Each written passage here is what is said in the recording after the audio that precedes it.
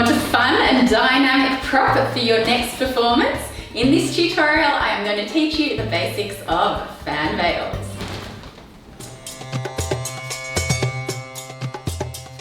So, hi Shimmy Shaker, welcome to Belly Dancer Diaries, and if you're new here, please check out my channel. I have heaps of tutorials about belly dancing, workouts and inspiration as well. Subscribe so then you can be notified of when new videos are released and what is released by clicking that bell icon. New videos every single Tuesday. Okay, fan veils. Thanks to Laurie for suggesting that we do some more work on fan veils. I haven't actually used fan veils for a long time. They were really popular about 10 years ago, and before that I know they'd been in Chinese dancing, but I hadn't really seen them in belly dancing before that. They look so beautiful though, as you can see, very, very dramatic. If you imagine all of you coming in with your beautiful fans, it can create a lot of impact. Okay, so what are some basics that you need to know about your fan veils? First of all, they come in different lengths. So if you're buying one, depends on how much room you have. So these ones are 1.5 meters.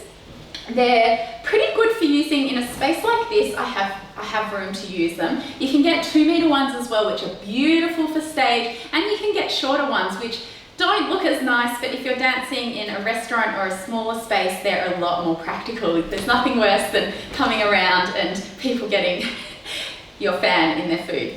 So when you are buying them, make sure you get them with silk. If you haven't seen them before, it's like a fan, normal fan, and it's got silk stuck onto it. So you could even probably make these. So it's like the little bamboo reeds and then the silk stuck on one way and then the other. This is dyed in really, really beautiful colors.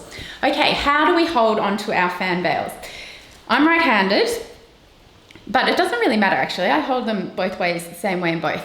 I'm holding here to keep the fan open. So you have to work quite hard with your hands to keep your fan open with your fan veils.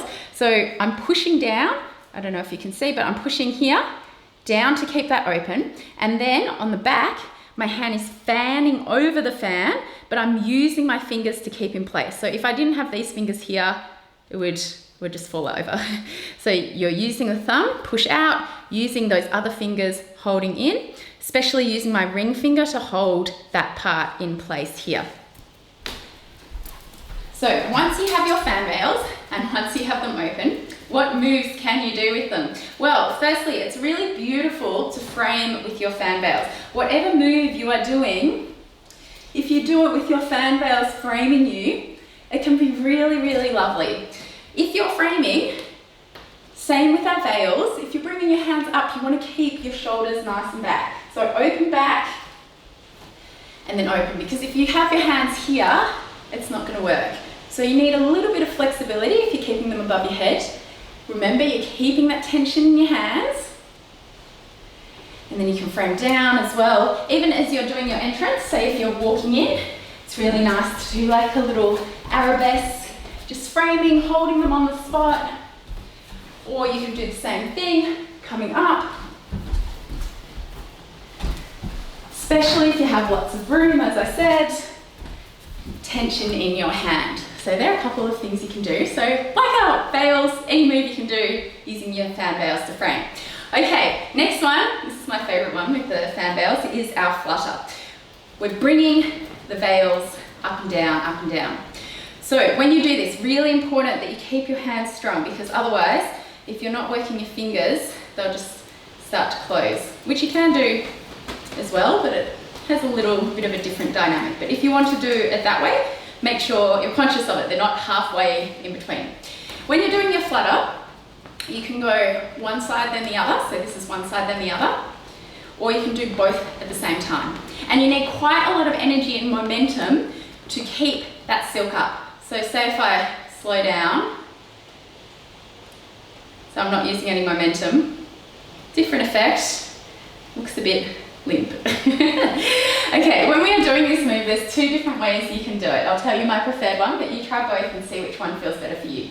So you can do it using your forearm to get the flutter. So if you're doing it this way, your arm from here stays straight or still.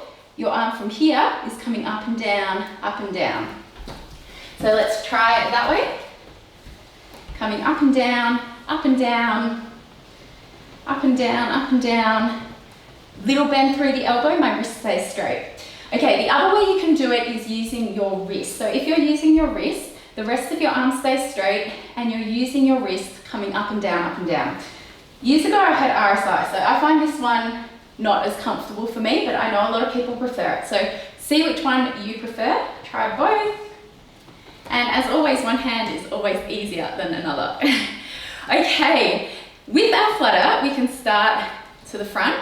As I said, we can do double or we can do singles, one then the other. We can come out to the side. But what also looks really pretty is coming up. So if you're coming up and then shaking here. So you can do that this way or you can do it this way as well, but it's better if you're moving. So if we're here, from here, we can walk in doing our flutter. Let me see if I've got enough space to show you. I hope you can see that. Coming in, doing our flutter. Woo! If you're going back, you'd hold them the other way. Coming back, doing our flutter. So I hope you can see the difference there. With the first one, my hands were facing this way, moving forward. For the one moving back, my hands were facing this way. So a little bit different. Okay, next one we can do is our beautiful swooshes. So similar to our veil, we can bring the silk over side to side. We can go up and down. And this one, I like to do it with less momentum on the down. So when you come up, it's nice to just let that silk fall, depending on your choreography. If you're trying to stay in time, it can be a little harder.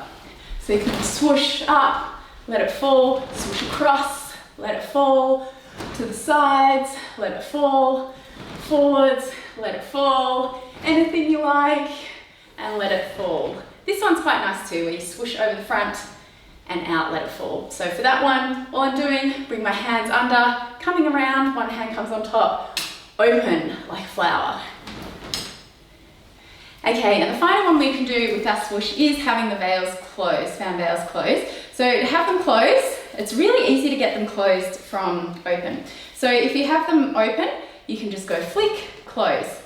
So use the momentum of coming down. If I have the part where my thumb is down, I'm using momentum, imagine this is holding in space, I'm using my momentum to come down and grab it closed. So in speed, like this. From here, like this, coming down. So same with the other side, we're holding here, bringing it down. And then swooshing, you have lots more control. And it's a little bit like rhythmic gymnastics, I find, but it can still be really effective. And then if you want to open again, you just have to make sure you've got the right part of the fan. So remember, you want it to bring open this way. The other thing is, if you drop it the other way, it won't open.